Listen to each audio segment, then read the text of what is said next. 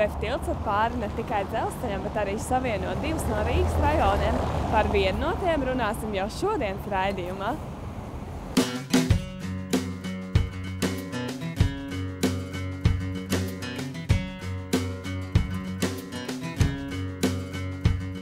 Kāda teika vēsta, ka senāk, kad Rīgā esot taisīts pirmās ielas, strādnieki esot ķēruši cilvēkus un jautājuši, kā viņus sauc. Tā esot radušies ielu nosaukumu kā Mārijas iela, Lienas iela un iespējams arī Ausmas iela, kas atrodas šeit, Teikas rajonā.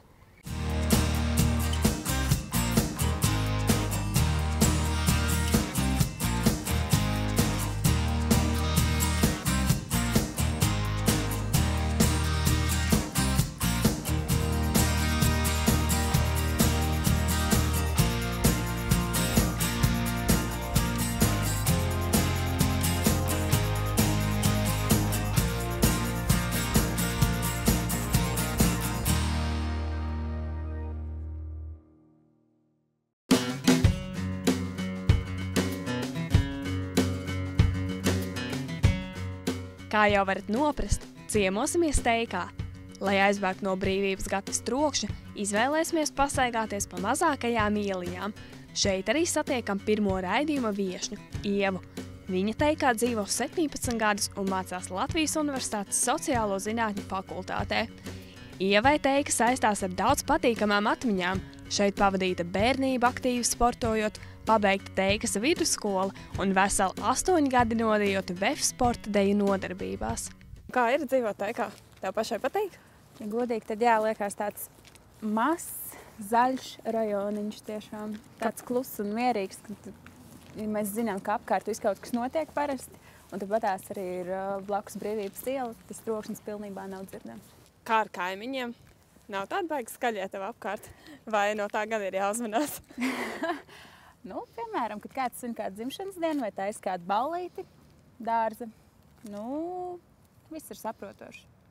Tad, ka visi saprot, nu, kad tu gribēsi taisīt kādu ballīti, nesatraucies par skaļumu. Tad jau Teikā arī forši kaimiņi, ja Nesūdzās. paveicās.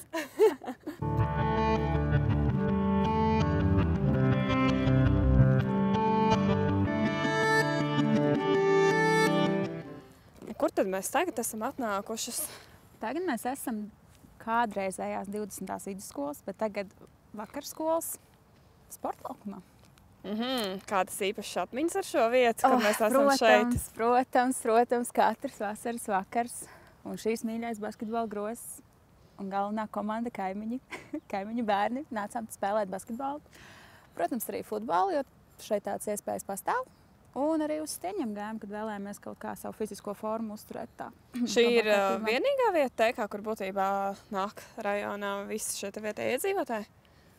Ir arī citas vietas, protams, bet šī ir tuvākā. Tas tāpēc manām domām, ka ir tuvākā, jo daudz vieta nav, piemēram, to pašu stieņu, ja, kur pievilkties, tur un tās zviedru sienas saucamās. Nu, un tas futbola laukums jau arī tā ir tāda privileģija salīdzinoši.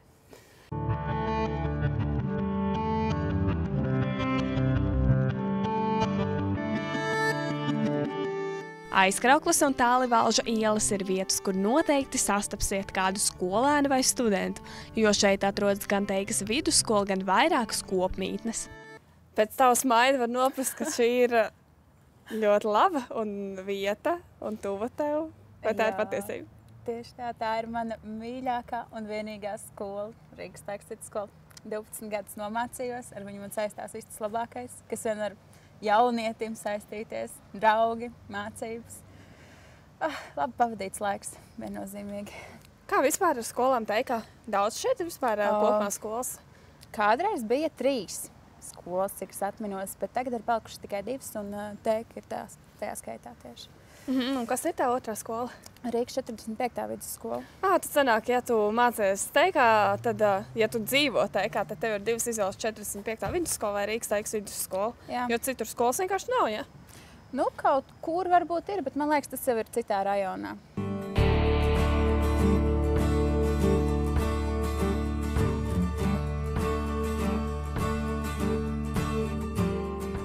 Vienreiz var minēt. Kojas. Tieši tā. Izskatās jau pēc tādām daudz dzīvokļu ēkām. Studentiem populāra vieta teikā šeit? Es domāju, ka jā, jo tas kontingents, kāds te apgrozās no kādām universitātēm, es to domāju, kur Rīgas Tehniskā universitāte, tiešām tieši priekšā mums ir Latvijas universitātes. Rekur puisis ar picu iet. Viss kā studentiem. Kā tev pašai šeit ir kaut kāds atmiņas ar kojām bijušas vai ne? Kādreiz māsītes, kad mācījās universitātē, nāca uz kojām tusēties. Ciemos nāca, protams, bet tā vispārīgi ar manu vecumu jauniešiem mēs nācām arī basketbolu spēlēt, jo tāpat tās arī aiz kojām ir basketbola laukums, aiz vienām kojām, un aiz otrām ir volejbola laukums, un tad vasarā tās vietas pilnas. Tik tā viss labi, bet kā tad ar sabiedrisko transportu teikā? Tas transporta saraksts, kurš šeit kursē ir, es teiktu, ka ļoti liels. Nu, cik tas ir liels? Nu, 2 transporti vai kādi 10? Tā, ja mēs tā paskaitam, varētu būt vismaz kādi 6. 6 transporti? Kas kursē uz teiku, jā. Vai jums tikai autobus, trolejbus vai arī kaut kā? Ir arī tramvaji un mikriņi. Tas ikdienā šeit pārvietojās, un tas ir ļoti izdevīgi arī tīpaši studentiem, kas, piemēram, kā es mācos pavisam citā Rīgas galā, attiecīgi nokļūt uz skolu, tas ir silpiena attālums. Starp vairākām privātu mājām slīst milzīga ēka, Latvijas Universitātes akadēmiskā bibliotēka, varētu to pat saukt par Teikas gaismas pili. Lasītājiem šeit pieejami veseli 1,2 miljoni grāmatu eksemplāru. Šeit noteikti katrs atradīs kaut ko savai gaumei. Tā ir viena no senākajām bibliotēkām Eiropā. Oho, cik tu sena viņa ir? Nezini pati? Dibināta viņa ir 1524. gadā. Vienīgi viņiem ar tiem logiem pašā augšā kaut kas īsti nav kārtībā. Tas, es domāju, ar gadiem radies defekts ēkai varbūt. Tas, laikam, lai salavecīts var ielīst iekšā. Zin kā tomēr studenti visu gadu cītīgi mācās, un kādam jau dāvans arī vajag. Jā, tur ir kur pieturēties, tā kā viss mierīgi. Ir pārdomāts. Jā. Labi, bet forša biblioteka liela, bet kur vispār jaunieši teikā var izklaidēties? Visu dienu mācās, un kur tad pēc tam var atpūsties? Ir kaut kur tāda vieta? Par to vajadzētu padomāt. Nav, tu pati nekur neizklaidēties teikā? Parasti jau, man liekas, jaunieši tagad izvēlas izklaidēties pašā Rīgas centrā, nekā tuvāk pie mājām. Bet jā, slinkums kaut kur braukt. Tagad mājas, televizors un popkorns. Skaidrs, tad par izklaidi teikā es varu aizmirst. Tā gluži varbūt nav. Netālu ir arī bowlings, ja tu to uzskati par izklaidi. Kā? Jā, protams. Tas arī šeit ir atrodams, bet Bet klubi nav, ja? Kādreiz bija, bet tagad tā kluba vietā ir uzcelta dzīvojama ēka, jo tas ir tieši blakus skolai. Tad neko darīt. Būs vien jāsamierinās ar to, kad jau uz klubiem, tad uz centru. Lai gan Teikas mazās ielas jau tā bija klusas, mūsu pastaigas noslēgumā Ieva pamanās mani aizvest uz vēl kādu klusāku un mierīgāku vietu. Teika un Mešķi. Kur tad mēs tagad esam, Ieva? Biķernieku mežā. Vienīgajā un es uzskatu tādā labākajā mežā Teikas rajonā. Aha, Latvijā arī labākais mežs. Par to vēl var, es domāju, pastrīdēties, bet galvaspilsētā tas ir labākais. Tā arī pati šajien nāca? Kādreiz ļoti bieži nāca. Tīpaši tad, kad ar draudzeni izdomājām iesaistīties maratonā, paskriet un tā. Jūs šeit trenējāties, jā? Mēs šeit trenējāmies, jā, bet tas, kā beidzās viss šī trenēšanās, ir ļoti interesants stāsts, jo vienmēr viņš beidzās ar sarunām un smiešanos. Ak tā. Un no tā treniņa tad sanāk nebija nekādas jēgas. Tad cilvēki gan šeit var nākt un nodarboties ar skriešanu? Jā, un ne tikai, jo vietējie cilvēki izmanto vairāk mežu kā pastaigas atpūtas vietu, kur uzelpot. Arī mēs uzelpojām svaigo meža gaisu un nebijām tādas vienīgās. А вам нравится вот этот здесь? Лес, конечно. И почему? Пахнет такой сосной. Это же воздух, это здоровье. Сосновый лес. Это для здоровья, дышать, для легких, и для бронхита, для всего, для сердца. Это хорошо. Приходите почаще гулять сюда. А вы уже давно, я не знаю, сколько лет, может быть, сюда идете гулять? Мы? Да уже мы 50 лет здесь недалеко живем, 50 лет и ходим. И каждый день ходим. Летом мы собираем ягоды, грибы. Labdien! Kāds jums foršs sunīts? Staigājieties pa šeieni? Jā. Un kā tad tā sanāk, ka tieši pa Biķernieku mežu? Tāpēc, ka tepat dzīvojam. Bieži nākat vispār uz šeieni? 3 reizes dienā. 3 reizes dienā? Un ar suni. Jā. Ar suni, jā. Un kā vispār jums te kā forši dzīvot ir? Nezinu, dzīvot te. Pirmkārt, te būs Padāra. Rīgas rajons ir Padāra. Otrs dārgākais rajons Rīgā, jā. Bet apskatīt, ko? Apskatīt, mežs blakus. Te jau mēs esam, jā. Svaigs gaiss. Tādas izklaides gan te neliekam nekādas. Bet dzīvot forši vispār? Jā. Labi, paldies jums. Tad tā. Tu pasaki, ja tā, pamaiet jau. Čau! Vaf. Čau. Tu baidīsi. Eikas rajons esot Padāras. Pat otrs dārgākais rajons Rīgā. Ar kādu summu man vajadzētu rēķināties šeit dzīvojot? Tas noteikti jājautā kādam zinošākam cilvēkam. Par laimi man ir pazīstams Edgars, kurš ir nekustāmo īpašumu eksperts. Kādas ir vidējās cenas par dzīvokļiem Teikā? Skatoties, par kādiem mēs dzīvokļiem runājam, ja tie ir otrreizējais tirgus, tad apmēram no 850 līdz pat 1400 eiro. 850 tas būtu neremontēti dzīvokļi, un 1400 tas jau ar tādu ļoti labu remontu un ļoti labā vietā, otrreizējais tirgus. Ja? Bet jaunie projekti iet pat līdz 2000 eiro kvadrātmetrā. Skatoties, teiksim, jo mazāks dzīvoklis, jo dārgāka, attiecīgi cena par kvadrātmetru. Kā ir ar īres cenām? Īres cenas, tas ir arī ļoti atkarīgs, kurā vietā atrodas un cik liels dzīvoklis un kādā stāvoklī. Teiksim, var atrast, 2 stab dzīvokļi jau var par 190 eiro atrast. Edgars sniedz arī praktiskus padomus, ko ievērot meklējot dzīves vietu. Ja gribu kaut ko labu atrast, tas, es, piemēram, pats vērstos pie nekustamā īpašuma kompānijas, bet tādas pazīstamas, teiksim. Otrs, saprast pašiem, ko grib, ko var atļauties, jo bieži vien cilvēki atnāk, skatās dzīvokli, un viņi pat nav bijuši bankā. Sāksim ar to, ar finansēm ir būtībā jāsāk, ja? Jo nav bijuši bankā, viņi izpēta dzīvokļus, tik grib, tik ņems, aiziet uz banku un nemaz nevar atļauties paņemt. Tas ir viens tāds, ja? Un otrs, tas ir jāskatās, ko izvēloties. Protams, ja izvēlās dzīvokli, jāskatās pašiem, kur ir darba vietas, skolas bērniem, lai nesanāk tā, ka tu nopirki dzīvokli Teikā un tev darbs ir Zolitūdē vai lidostā. Tas ir 2 stundas uz turieni, 2 atpakaļ, neloģiski. Teiksim, pa pašu nekustamo īpašumu kā tādu, protams, es ieteiktu taisīt uzreiz vērtējumu, un arī pēc vērtējuma cenas arī orientēties un iegādāties, ja?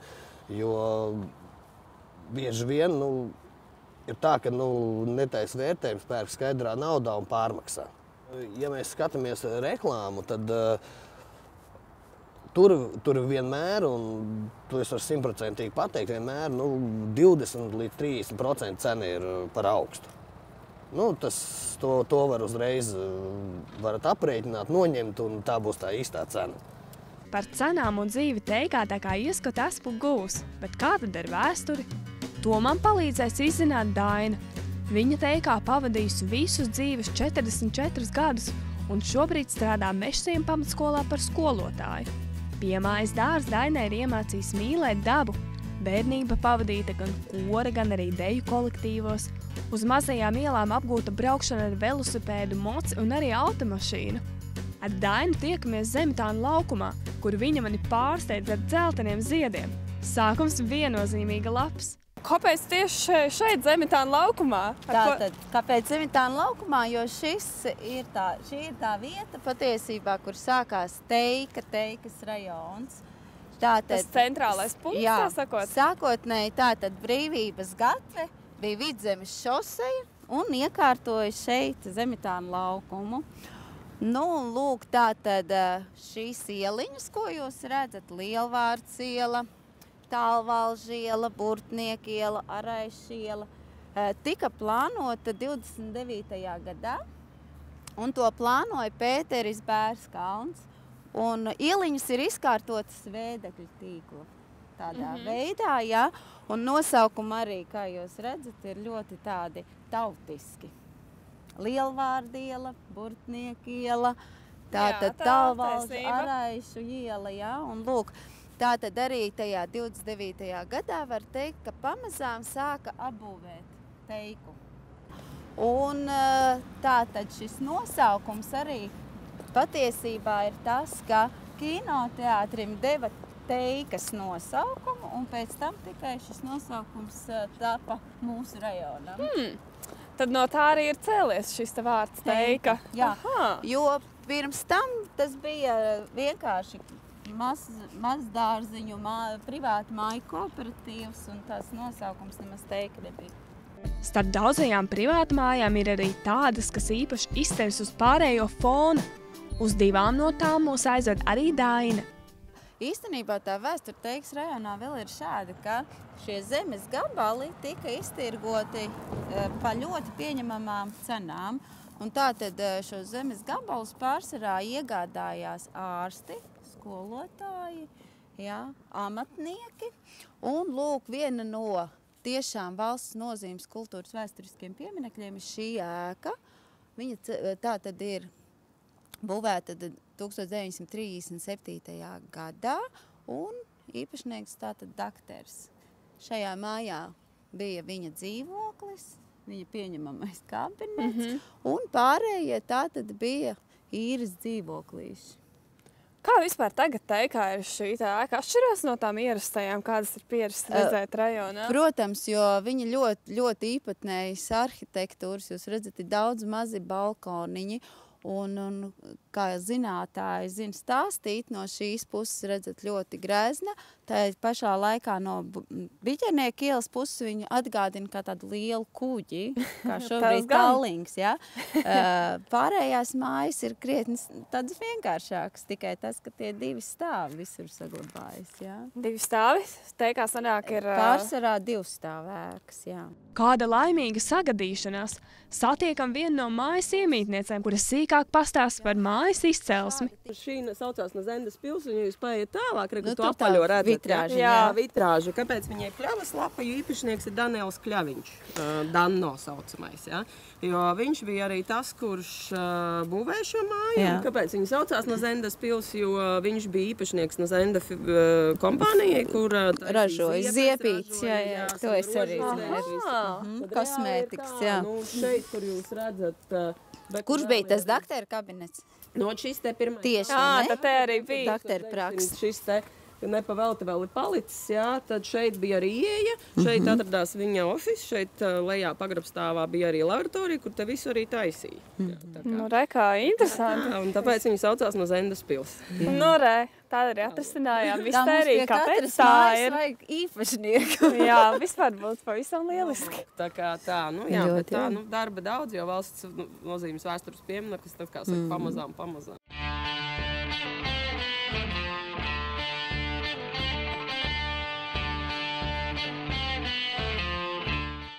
Mēs šobrīd arī esam pie vēl viena valsts nozīmes kultūras pieminekļa, Ausmas iela 2, un šī māja ir īpaša ar to, ka tad, kad te salapo koki, redziet tās efejas, tad šī māja atgādina tā kā džungļos ieaugus, un Teika vispār skaitās viens no zaļākajiem rajoniem Rīgā, jā, tāpēc arī šeit visi grib ļoti dzīvot, jo te ir tie mazdārziņi pie mājas, un daudz augu.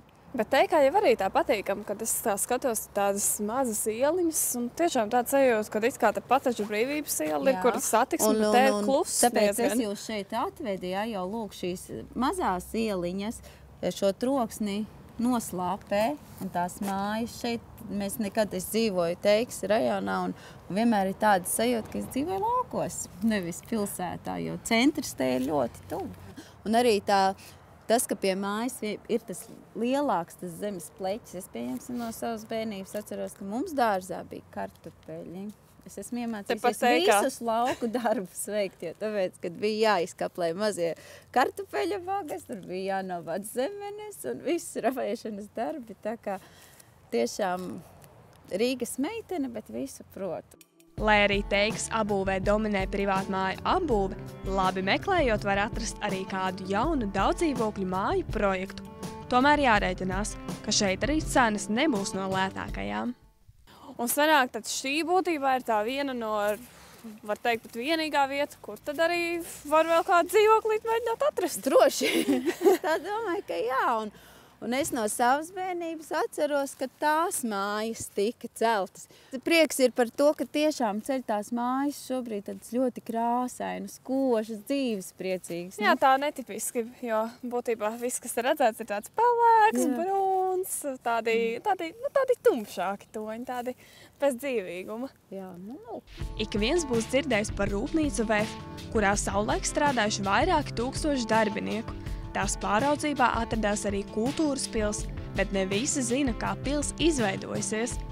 Tā tikusi uzcelta kā kultūras centrs 1960. gadā pēc Nikolaja Semenzova projekta. Šobrīd tā var lepoties ar titulu lielākā Latvijas kultūras iestāde ar 48 mākslinieciskajiem kolektīviem. VEF kultūras pils kādā no dzīves posmiem ir kļuvusi par otrajām mājām arī daudziem Teikas iedzīvotājiem, tā izskaitā Dainai. Te noteikti mēs savam bērnam atradīsim vai dziedāšanu, vai zīmēšanu, vai dejošanu, kur izpaust savas tās te garīgās vērtības atrast. Jā, tas ir tāds kā kultūras centrs, bet kādus parasti varbūt satiek, kaut kur citur redzam, kādās mazpilsētās, bet Teikai sanāk pašai savs ir. VEF kultūras, jā, pils ir. Jā, un šobrīd arī tas VEF, viņam jau kā radošais kvartāls tas skaitās. Tur notiek visādas, jauniešiem izklaides centri un arī var dažādos pulciņos tur arī tomēr vēl iesaistās. Sarkanās zvaigznes kvartālā ir kaut kur, es zinu, ka līnija dejas bērni var iet apgūt, mācīties dejot arī. Jā, tāds radošs kvartāls tad jau sanāk. No rūpniecības uz radošumu. Tā sanāk, jā. Pēc pastaigas ar Dainu atgriežos Zemitāna laukumā, kur mani sagaida Zinta. Viņa Teikā nodzīvojusi vairāk nekā abas iepriekš minētās raidījuma viešņas kopā ņemot vesels 75 gadus. Viņai pietrūks Teikas kinoteātris, un viņa nevar sevi iedomāties dzīvojumu Rīgas centrā, jo Teika vienmēr ir un palika Zintas mājas. Izrādās, ka agrāk te notikuši šodien grūti iedomājums lietas. Es dzirdēju, ka Teikā arī agrāk esot bijušas govis. Tā esot? Govis gāja pa mūsu Stūrīšu ielu, jo tā bija ar toreiz tāda smilšaina plusa ieliņa visapkārtās. Tādas vienstāvu, divstāvu privātu mājas. Un pēc kara tur vairākiem saimnieciem bija gotiņai, kādas 3-4 gotiņas. Viņas gāja pa Stūrīšu ielu uz mežu, jo tā lielā Lielvārdas iela, kas tagad, tā jau arī nebija tik plata, tā bija viena tāda pašaura iela. Un taisnā ceļā uz mežu viņas gāja ganīties, bet pēc tam, nepateikšu, kuros gados varbūt, 40. gadu beigās, tad tanki sāka braukt pa mūsu ielu, jo Čiekurkalnā bija kaut kāda fabrika, kas laboja tankus, un viņi brauc pa mūsu ielu uz meža izmēģinājumu brauciet. Un tad gan mūs viss apkārtni drebēja, un vasarā viss putēja, un cilvēki centās tūlīt vērt logus ciet. Tā bija tādas vairākus gadus, tas tā turpinājās. Kādi bija tie jūsu ikdienas soļi, kad jūs kā maza meitene gājāt uz skolu? Es gāju kaut ne jau no pašeien, bet tā skola jau nebija. Un es gāju Stūrīšu ielu līdz Biķernieku ielai, tur tā iznāca, vēl Zālīšu ielu tur pa vidu. Un tad taisnā ceļā līdz VEFam, skolā iekšā. Tad atkal nāca tad pa lielo Brīvības gatvi, nāca atpakaļ te uz Teiku pie mammas, pēc atslēgam. Ziemā man toreiz bija ziemas, nebija jau tāds kā tagad. Tur bija februārī kārtīgs sals pie 20 grādiem un sniegs un spoža saule. Un bija jānāk, jo tad jau vēl negāja.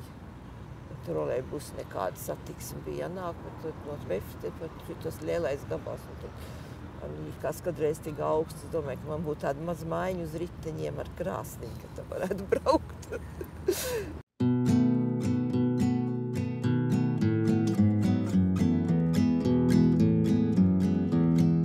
Diena ir pagājusi, un šodien esam daudz ko apskatījuši un uzzinājuši.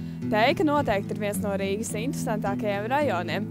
Atšķirībā no Ķēngaraga, kurā bija daudz dzīvokļu ēkas, Teikā ir tieši otrādāk, un šeit ir daudz privātu māju. Ja godīgi, es arī gribētu dzīvot Teikā, jo tā ir tuvu centram, šeit ir daudz veikali un laba transporta satiksme. Bet mēs ar jums, skatītāji, tiekamies jau nākamajā nedēļā, kad dosimies uz kādu pavisam citu Rīgas daļu.